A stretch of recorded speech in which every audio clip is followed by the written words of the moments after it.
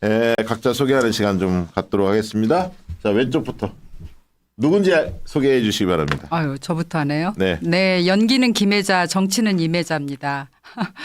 경기도 광명시 갑에서 사직생의 각오로 열심히 뛰고 있는 임혜자 예비 후보입니다. 아, 이름은 잘 들어요.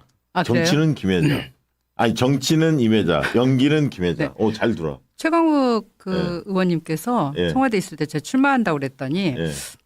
그 이매자로 들린대요. 임혜자. 네. 어. 그래서 임혜자 명함을 주면 임씨였어요. 그리고 깜짝 놀라더라고요.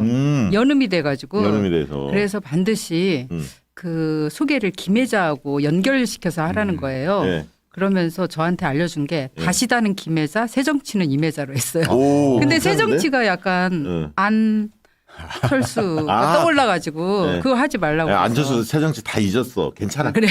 네, 안철수 누군지도 몰라 이제. 네, 네. 축하합니다. 임혜자 후보님 소개해 주시죠, 사진. 저게 2017년 제가 오래된 사진이군요. 네, 오래된 사진이에요. 제가 이때 부대변인을 했는데요. 예. 그 성남시청에 그때 이제 이재명 대표님도 그때 그 대선 후보셨어요. 경선 상황이었는데요. 그렇죠. 네, 대변인실을 그때 국회 본청에 있었는데 그 대변인당 고생한다고 네. 인사를 오셨어요. 예. 지금 김영진 의원님하고 그때는 거의 계보가 없었잖아요. 그렇죠. 김영진 의원님하고 유승희 의원님이 이재명 그 후보님을 모시고 온 거죠. 그런데 제가 마침 그때 네. 그 이재명 후보님을 위한 논평을 하나 썼어요. 네. 그러니까 우병우 민정수석 때인데 성남시청을 압수수색을 한 거예요.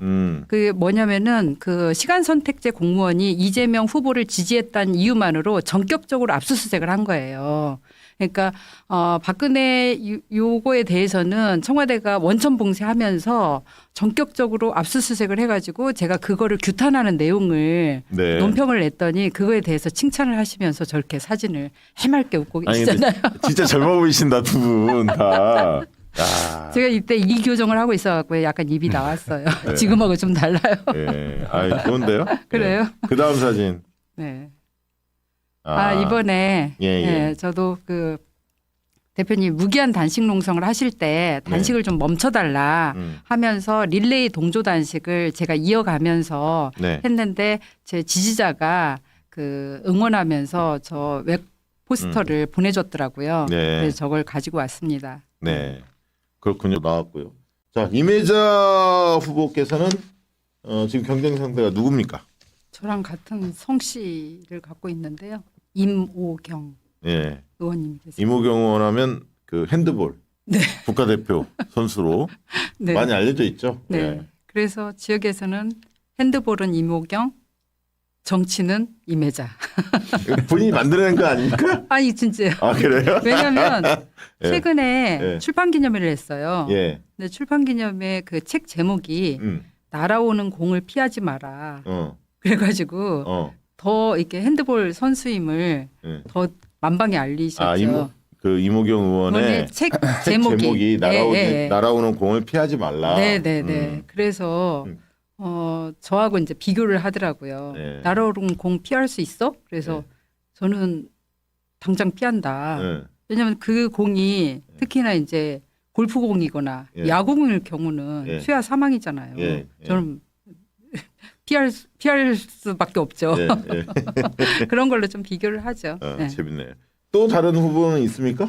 또 다른 후보가 한 분이 지역의 활동은 거의 안 하는 것 같은데 네. 등록은 했더라고요. 네. 그 유재성 후보? 네네. 네. 네. 젊은 후보죠, 거기는? 네네. 젊은 젊은 후보. 40대 같아요. 네. 네. 그 이모경 의원에 대한 지역 평판은 어떻습니까? 그야말로 4년 전에 이제 전략공천으로 왔어요. 전략공천으로 와서 잘 주민들과 이제 소통이 좀 잘 안 되는 그야말로 이제 중앙 정치를 한다라고 그렇게 특히 이제 지금 원내 대변인을 맡고 있어서 본인 입으로도 이제 나는 중앙 정치 하기 때문에 지역 민원이라든가 이런 거 얘기하면 보좌관하고 얘기하라. 근데 중앙 정치에서 좀 네. 활약이 두드러지면 내가 좀 힘이 있다. 네네. 중앙에서 전폭적 네. 지원을 이끌어낼 수 있다. 이런 장점도 있는 거 아닙니까? 근데 이제 그 장점을 잘 활용을 했어야 되는데 네. 오히려 이제 그 국비 100억을 받아왔다라고 하면서 공직선거법 허위사실 유포 뭐 이런 걸로 이렇게 고발당하고 하니까 오히려 중앙 정치를 장점으로 활용을 해야 되는데 네. 그러면 제대로 잘 개념이 안 돼 있는 거 아니야?라는 그런 이제 의문이 있는 거죠. 네. 그리고 지역 민원에 대해서도 잘 소통이 안 되는 네. 그러니까 약간 장갑 끼고 악수하는 그런 느낌을 이제 주민들이 갖는 거예요. 그래서 핸드볼 선수 한번 해줬으면 됐지. 소통이 이렇게 안 되는데 저는 이제 기간으로 보더라도 이모경 의원이 4년 이제 돼가는 거잖아요. 네. 저는 근데 97년 이제 김대중 총재 때 당부 기자로 들어왔으니까 거의 네. 27년이거든요. 그때 97년 김현 전 의원도 그때인가요? 김현 전 의원 그때 없었어요. 없었나요? 네, 네. 그때는 이제 김현미. 김현미. 네네네. 네. 네. 그때 이제 그럼 이제 김대중 총재 때부터 제가 이제 당부 기자로 하면서 27년이니까 한 7배 정도 되잖아요. 4년하고 27년하고. 산전수전 다 겪었다. 그렇죠. 나는 본인의 경쟁력은 어디에 있다고 보십니까? 저의 경쟁력은 그야말로 항상 일선 현장에 정치 현장에 있었기 때문에 그런 정책적인 마인드라든가 또 행정, 정책, 정무 감각 이런 것들이 그야말로 저는 공이 날라오면 피해요. 그 차이가 있는 거죠. 국민의힘은 누구예요, 거기는? 국민의힘이 제대로 이겨본 적이 없어서 약간 열패감 이런 게 있고요. 그 원외위원장이 있는데 도의원 출신이에요. 예. 인품은 되게 훌륭해요. 근데 예. 이제 광명 시민들도 그렇고 예. 여기는 이제 공천만 받으면 민주당이 된다라는 그런 분위기다 보니까 네. 국민의힘은 약간 전략 공천 할 가능성이 높지 않나라고 그렇게 이제 예측만 하는데 그거는 잘 모르겠어요. 여준석 광명에서 어떤 얘기 제일 많이 나옵니까? 그동안은 정치에 관심 없다. 텔레비 안 본다. 그랬는데 최근에 제가 느끼는 흐름은 두 가지거든요.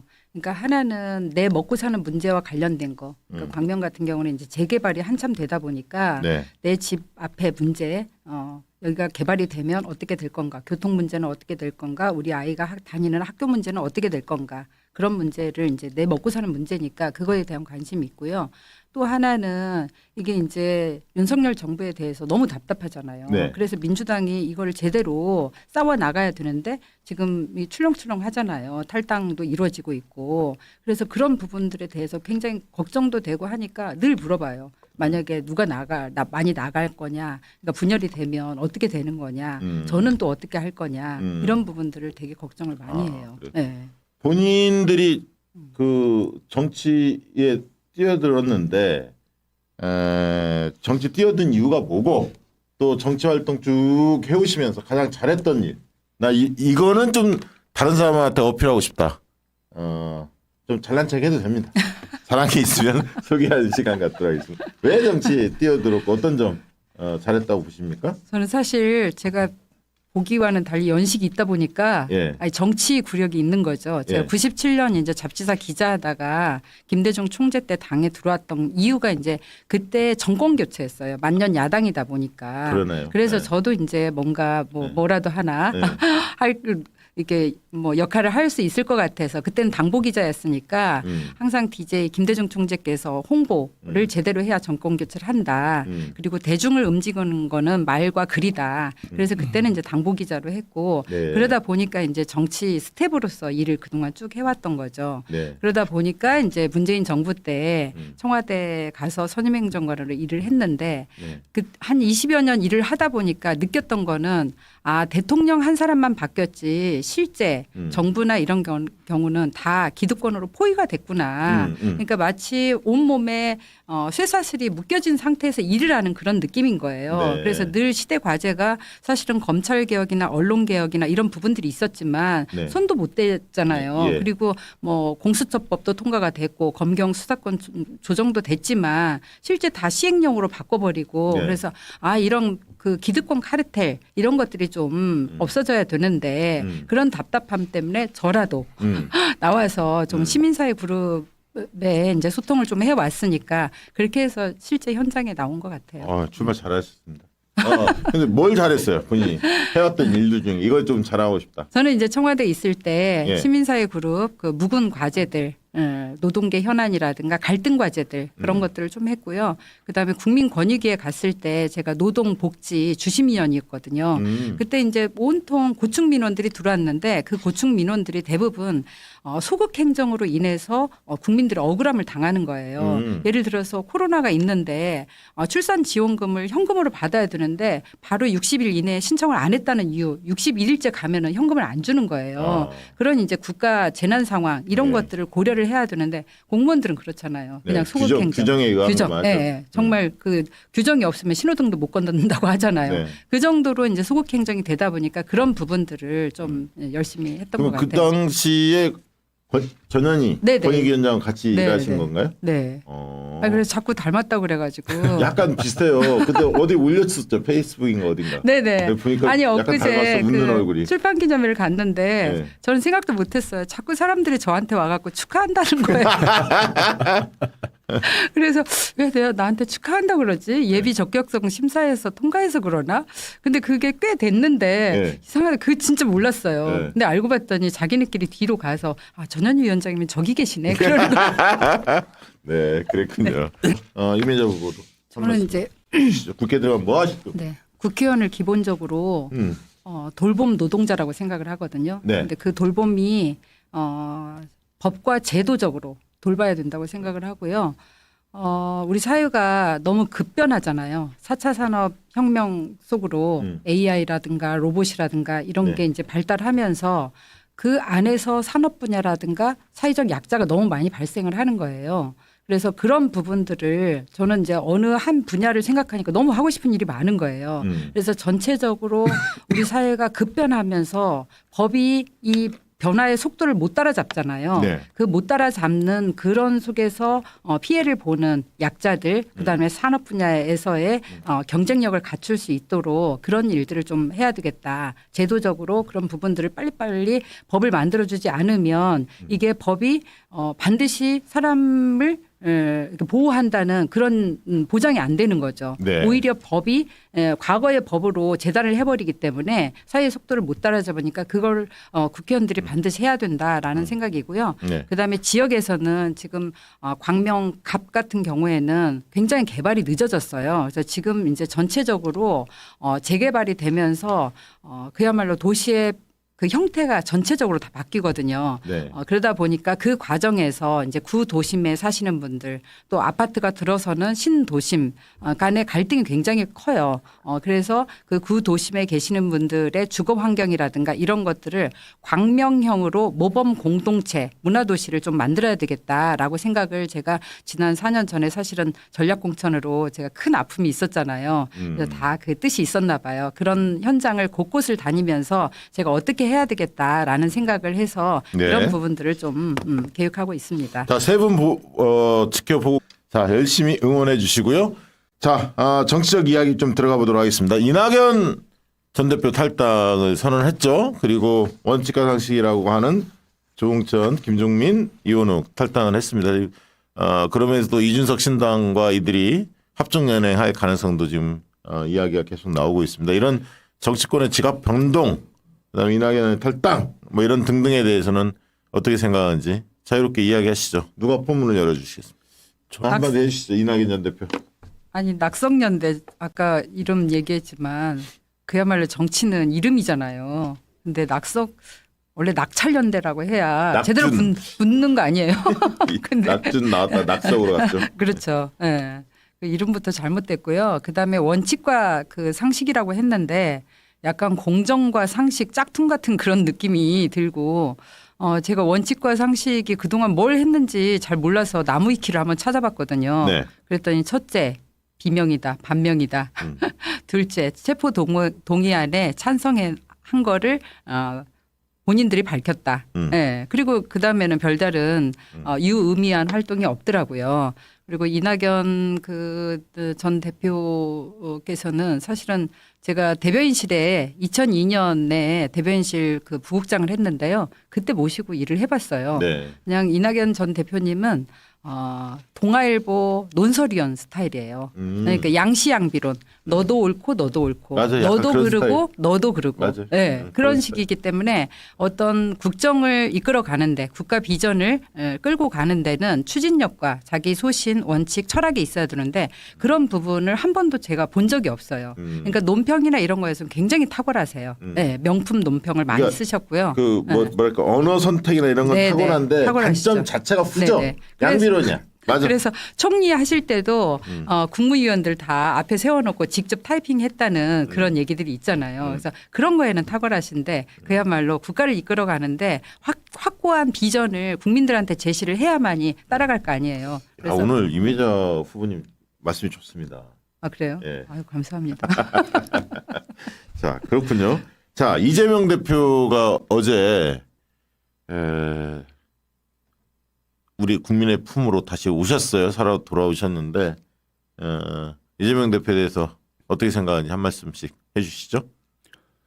저 어제 저녁에 질문지가 와서요. 음. 제 생각보다는 좀 청년들의 생각이 듣고 싶어서 지금 박시영 대표님 팬이어가지고 지금 청년들이 왔거든요. 아, 제 그래요? 지역에. 예. 반갑습니다. 예, 수능 본 친구들인데 저 친구들한테 팩트예요. 예. 제가 이재명 대표에 대해서 어떻게 생각해? 그랬더니 저는 좋아요. 그런 거예요.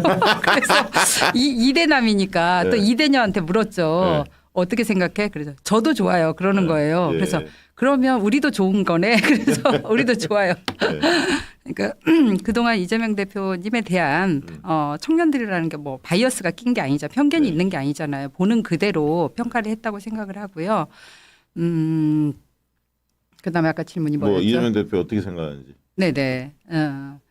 그 얼마 전에 김대중 대통령 탄생 100주년이었잖아요. 네. 제가 이제 김대중 대통령을 모시고 이제 일을 했기 때문에 네. 늘 김대중 리더십에 대해서 강의할 일이 많아서 보면 저는 인동초라는 게 가장 네. 압축적으로 표현이 되더라고요. 그러니까 갖은 5번의 죽을 고비와 6번의 감옥 생활, 망명, 연금 이런 생활을 그걸 견뎌냈잖아요. 그래서 이재명 대표님을 보니까 이번에 이렇게 정말 어떻게 보면 진짜 구사일생으로 살아남으신 거잖아요. 네, 네. 그래서 그런 거 보니까 아 리틀 인동초구나라는 그런 생각이 들었어요. 비슷한 그래서 면이 있죠. 네네네. 네. 그러니까 어린 시절부터 성장 과정, 그다음에 정치적인 역경도 이 정도로 당한 정치인이 별로 없는 것 같아요. 그런 면에서 아, 리틀 인동초라는 생각이 딱 그 질문지를 받으면서 제가 떠올랐던 네. 일감입니다. 민주당 지금 신인으로 뛰다 보니까 굉장히 어려운 점이 많이 있잖아요. 내일 이제 공간위가 1차 회의를 합니다. 민주당 경선 룰을 이제 최종적으로 시행색지를 만들 이런 거 좀 들어가야 한다. 뛰어보니 민주당 경선 방식에서 신인들한테 굉장히 불리한 부분이 많이 있는데 이런 거 좀 바꿨으면 좋겠다. 뛰다 보니까 굉장히 어려운 점이 많이 있잖아요. 내일 이제 공간위가 1차 회의를 합니다. 민주당 경선 룰을 이제 최종적으로 시행색지를 만들 이런 거 좀 들어가야 한다. 뛰어보니 민주당 경선 방식에서 신인들한테 굉장히 불리한 부분이 많이 있는데 이런 거 좀 바꿨으면 좋겠다라고 생각되는 부분. 자, 민주당 바뀌어야 할 거. 그래서 그야말로 현역이 깡패예요. 네. 현역 그 자체가 깡패 짓을 할 수 있는 모든 제도적인 거를 다 인프라를 준 거예요. 그러다 보니까 신인들은 정말 바닥에서 기어 올라가야 되는데 그게 너무 기울어진 운동장이어서 운동장이 제대로 올라가기까지가 이미 지쳐 나가 떨어지는 그런 상황인 거죠. 네. 그러니까 선거법도 그렇고 당내에서 그런 룰도 이미 룰을 정해놨잖아요. 권리당원 50%와 일반 시민 50%. 근데 권리당원 50%면 권리당원 50%한테 제가 선거운동을 할 수 있는 길을 열어야지. 길을 열어줘야잖아요. 그 길을 현역만 주고 신인은 안 줬단 말이에요. 그렇죠. 그런 것 자체가 너무 빼어하지 않다. 그렇죠. 그러니까 공정을 가장 국민들은 지켜보고 있는데 그리고 새로운 인물을 원하는데 그 새로운 인물이 진입할 수 있도록 그런 것들을 당이 막아놓은 거는 저는 혁신적이지 않다. 그렇기 때문에 혁신이라는 과제를 아예 국민들이 가장 요구하는 시대 과제, 정신 이런 걸로 돼 있고 그렇게 바뀌지 않으면 압도적으로 민주당이 승리하는데도 걸림돌이다. 저는 그렇게 그래서 생각을 제가 하는 겁니다. 이제 자 이제 거의 마무리해야 하는데 한동훈에 대해서 한마디씩만. 어떻게 생각하세요? 최현일 청장님 말씀하셨듯이 윤석열 아바타 김건희 보호막. 그래서 철저하게 그 지침대로 하기 위해서 비대위원장을 한다는 그런 느낌. 그리고 제발 저는 정당 대표로서 처음 봐요. 까치발하고 하는 거. 아니 옆으로 걷는 꽃게를 정당 대표한테 원하지 않아요. 정도를 가기를 원합니다. 아니, 궁금한 거 이런 거 있어. 지역 주민들 만나보면 국민의힘 그 지지자들 많이 만나잖아요. 이게 사기가 좀 올라 있습니까? 한동훈 된 다음에? 이야기 나옵니까? 안 나와요. 근데 저는 그 자체를 어떻게 보냐면 이 정부가 너무 국민들을 약간 검찰 정권이다 보니까 약간 위협적인 거예요. 그러니까 겁박해 놓은 것도 있고 그러니까 제가 지하철에서 운동을 하고 있으면 가다가도 다시 와서 응원도 해주지만 한동훈이나 윤석열 정부에 대해서는 아예 침묵이에요. 그래서 겉은 얼음장처럼 차갑게 얼어 있는 것 같은데 물밑에서는 조용한 움직이겠지. 시민 혁명이 일어나고 있다. 저는 그런 느낌이 있어요. 끝으로 한 말씀. 자기 지역의 유권자들 그리고 또 예를 들면 원주면 원주 저 출향민들이 있지 않습니까? 이런 분들한테도 호소하는 시간 마지막으로 드리겠습니다. 안녕하세요. 목소리가 제가 오늘 좀 잠겨가지고 지금 댓글에도 전달력이 있었으면 좋겠다 그랬는데 해자스럽게 제가 이름값 하겠습니다. 4년 전에 전략공천으로 당했고 2년 전에 시장 선거에 나왔는데 단수 공천을 받았음에도 불구하고 뺏겼습니다. 다 뜻이 있다고 생각을 합니다. 4년 동안 시민들과 함께 울고 웃고 짜장봉사, 미용봉사, 김치봉사 다 하면서 시민들이 어떤 부분을 가장 힘들어하고 또 우리 정부에 뭘 원하는지 그런 것들을 알고 있습니다. 제가 갈등 해결 전문가 또 사회복지 노동 전문가답게 그런 부분들을 아침부터 전통시장이 광명에는 있는데요. 중소상인들이 그 2만여 명 있어요. 근데 셔터 문을 여는 순간부터 한숨을 쉰다고 합니다. 그렇게 민생이 어려운데 그런 부분들 아주 면밀하게 살펴서 잘 해결하도록 하겠습니다. 반드시 검찰 개혁 또 언론 개혁 그런데도 앞장서서 하고 지역 현안에 대해서도 면밀히 살펴본 만큼 앞장서서 해결하겠습니다. 해자스럽게 정치하겠습니다. 고맙습니다. 슈퍼챗 네오님이 쏘아주셨네요. 이매자 후보님 꼭 국회에 가셔서 늘 해왔던 것처럼 광명을 위해 일해 주세요라는 댓글 남겨주셨습니다. 자, 오늘 방송은 이상으로 마치도록 하겠습니다. 고맙습니다. 고맙습니다.